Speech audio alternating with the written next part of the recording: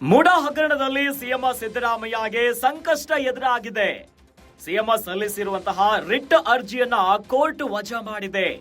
CM ವಿರುದ್ಧ ಲೋಕಾಯುಕ್ತ ತನಿಖೆಗೂ ಕೂಡ court ಆದೇಶವನ್ನ ನೀಡಿದೆ. ಸಿದ್ದು ಸಂಕಷ್ಟಕ್ಕೆಲ್ಲ ಡಿಕೆಶಿನೇ ಕಾರಣ ಅಂತ ಇದೆ ಕೇಸರಿ ಕಲಿಗಳು. ಡಿಕೆಶಿ ವಿರುದ್ಧ ಸಿದ್ದರಾಮಯ್ಯರನ್ನ ಎತ್ತಿ ಕಟ್ಟಲು ಬಿಜೆಪಿ ಪ್ಲಾನ್ ಆಗ್ತಾ ಇದೆ. ಮೂಡಾ ಕೇಸನ್ನ ಮುಂದಿಟ್ಕೊಂಡು ಸಿದ್ದು ಡಿಕೆಶಿಯ ಮಧ್ಯೆ ತಂದಿಡಲು ಪ್ಲಾನ್ ಆಗ್ತಿದೆ.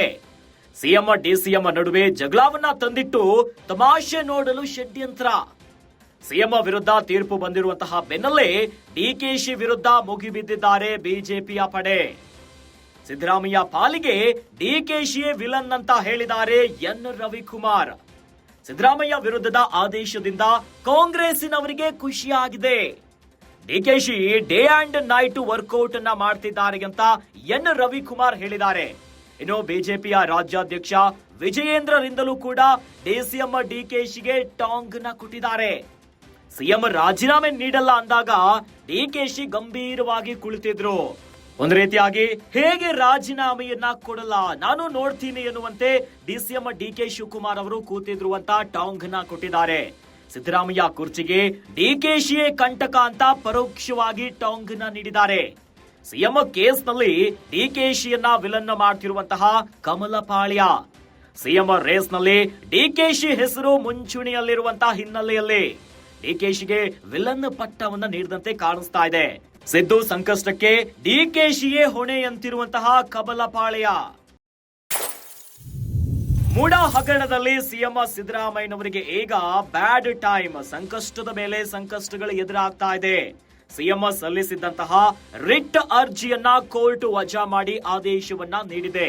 ಇನ್ನು ಸಿಎಂ ಸಿದ್ದರಾಮಯ್ಯನವರ ವಿರುದ್ಧ ಲೋಕಾಯುಕ್ತ ತನಿಖೆಗೂ ಕೂಡ ಕೋರ್ಟ್ ಆದೇಶವನ್ನ ನೀಡಿದೆ. ಇವೆಲ್ಲದರ ಬೆನ್ನಲ್ಲೇ ಈಗ ಸಿದ್ದು ಸಂಕಷ್ಟಕ್ಕೆಲ್ಲ ಡಿಕೆಶಿನೇ ಕಾರಣ ಅಂತ ಕೇಸರಿ ಕಲಿಗಳು ಟಾಂಗ್ ಮೇಲೆ ಟಾಂಗ್ ಅನ್ನ ಕೊಡ್ತಿದ್ದಾರೆ. ಡಿಕೆಶಿ ವಿರುದ್ಧ ಸಿದ್ದರಾಮಯ್ಯನವರನ್ನ ಎತ್ತಿ ಕಟ್ಟುವಂತಹ ಪ್ಲಾನ್ಗೆ ಬಿಜೆಪಿ ರೆಡಿ ಆಯ್ತಾ ಅನ್ನುವಂತ ಪ್ರಶ್ನೆ ಬಿಜೆಪಿ ಪಡೆಯವರ ನಡವಳಿಕೆಯಿಂದ ತಿಳಿದು ಬರ್ತಾ ಇದೆ. ಮೂಡಾ ಕೇಸನ್ನ ಮುಂದಿಟ್ಟುಕೊಂಡು ಸಿದ್ದು ಮತ್ತು ಡಿಕೆಶಿಯ ಮಧ್ಯೆ ತಂದಿಡಲು ಪ್ಲಾನ್ ಆಗ್ತಾ ಇದೆಯಾ? ಯಾಕಂತಂದ್ರೆ ಸಿಎಂ ಮತ್ತು ಡಿಸಿಎಂ ನಡುವೆ ಜಗಳವನ್ನ ತಂದಿಟ್ಟು ತಮಾಷೆ ನೋಡಲು ಷಡ್ಯಂತ್ರ ಆದಂತೆ ಕಾಣಿಸ್ತಾ ಇದೆ. ಯಾಕಂತಂದ್ರೆ ಸಿಎಂ ವಿರುದ್ಧ ತೀರ್ಪು ಬಂದಂತ ಬೆನ್ನಲ್ಲೇ ಡಿಕೆಶಿಯ ವಿರುದ್ಧ ಮುಗಿಬಿದ್ದಿದ್ದಾರೆ ಈಗ ಬಿಜೆಪಿಯ ಪಡೆ.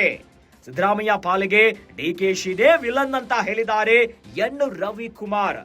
ಸಿದ್ದರಾಮಯ್ಯ ವಿರುದ್ಧದ ಆದೇಶದಿಂದ ಈಗ ಕಾಂಗ್ರೆಸ್ಸಿನವರಿಗೆ ಖುಷಿಯಾಗಿದೆ ಅಂತ ಒಂದ್ ರೀತಿಯಾಗಿ ಬಿಂಬಿಸುತ್ತಿದ್ದಾರೆ. DKShi day and night workout ಅನ್ನ ಮಾಡ್ತಿದ್ದಾರೆ ಅಂತ ಎನ್ ರವಿಕುಮಾರ್ ಹೇಳಿದ್ದಾರೆ. ಅಂಡ್ ಇದರ ಜೊತೆಯಲ್ಲೇ ಬಿಜೆಪಿಯ ರಾಜ್ಯಾಧ್ಯಕ್ಷ ವಿಜಯೇಂದ್ರರಿಂದಲೂ ಕೂಡ ಡಿಸಿಎಂ ಡಿಕೆಶಿಗೆ ಪರೋಕ್ಷವಾಗಿ ಟಾಂಗ್ ಅನ್ನ ಕೊಟ್ಟಿದ್ದಾರೆ.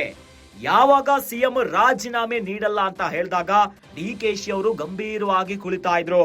ಅಂದ್ರೆ ಮನಸ್ಸಿನಲ್ಲಿ ಹೇಗೆ ರಾಜೀನಾಮೆಯನ್ನ ಕೊಡಲ್ಲ ನಾನು ನೋಡ್ತೇನೆ ಎನ್ನುವಂತ ರೀತಿಯಲ್ಲಿ ಡಿಸಿಎಂ ಡಿಕೆ ಶಿವಕುಮಾರ್ ಅವರು ಕುಳಿತಾ ಇದ್ರು ಅನ್ನೋ ರೀತಿಯಲ್ಲಿ ಈಗ ಪರೋಕ್ಷವಾಗಿ ಟಾಂಗ್ ಅನ್ನ ಕೊಟ್ಟಿದ್ದಾರೆ. ಯಾವ ವಿಚಾರವಾಗಿ? ಸಿದ್ದರಾಮಯ್ಯ ಅವರ ಕುರ್ಚಿಗೆ ಡಿಕೆಶಿನೇ ಕಂಟಕ ಅನ್ನುವಂತ ರೀತಿಯಲ್ಲಿ ಈಗ ಟಾಂಗ್ ಅನ್ನ ಕೊಟ್ಟಿದ್ದಾರೆ. ಸಿಎಂ ಕೇಸ್ನಲ್ಲಿ ಡಿಕೆಶಿಯನ್ನ ವಿಲನ್ ಮಾಡ್ತಿದ್ದಾರೆ ಕಮಲಪಾಳ್ಯ.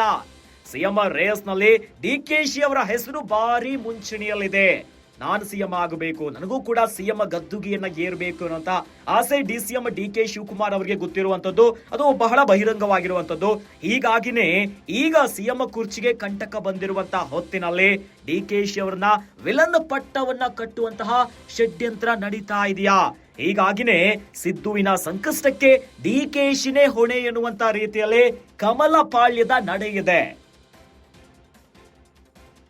ಬಹುಶಃ ಬಹಳಷ್ಟು ವಿಶ್ವಾಸ ಬಂದವರಂತೆ ಡೇ ಅಂಡ್ ನೈಟ್ ಓಡಾಡ್ತಾ ಇರ್ತಕ್ಕಂಥ ಡಿ ಕೆ ಶಿವಕುಮಾರ್ ಅವರು ಏನು ಆಂತರಿಕ ನಗುವನ್ನು ಅವರು ನಗ್ತಾ ಇರಬಹುದು.